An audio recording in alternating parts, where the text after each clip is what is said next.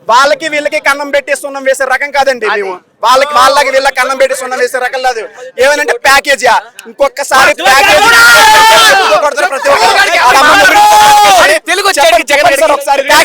Package వాళ్ళు proof చూపించండి, మేము ఏం చేయడానికైనా సిద్ధం. ఈ విషయం ప్రతి ఒక్కరు గుర్తుపట్టుకోవాలి. ఏమైనా అంటే 175 నియోజకవర్గాలు పోటీ చేసే దమ్ముందా వాళ్ళకి. ఒక విషయం అండి, వాళ్ళకి నిజంగా దమ్ము అనేది ఉంటే 175 నియోజకవర్గాలు డబ్బు రోడ్లు వేసే దమ్ముందా? 175 నియోజకవర్గాలు నిధులు ఇచ్చే దమ్ముందా? వాళ్ళకి వీళ్ళకి కన్నం పెట్టే సున్నం వేసే వీళ్ళు మా గురించి, మా కళ్యాణ్ గురించి మాట్లాడుతున్నారా? ఏం మాట్లాడుతున్నారు అసలు? ఒక నిజాయితీ వ్యక్తి పనిచేస్తే ఎలా ఉంటుందో ఈ 5 సంవత్సరాలు మీరు చూస్తారు. మళ్ళీ అధికారంలోకి వచ్చేది మేమే, 30 సంవత్సరాలు మేమే అధికారంలో ఉంటామని జగన్ మాట్లాడుతున్నారు.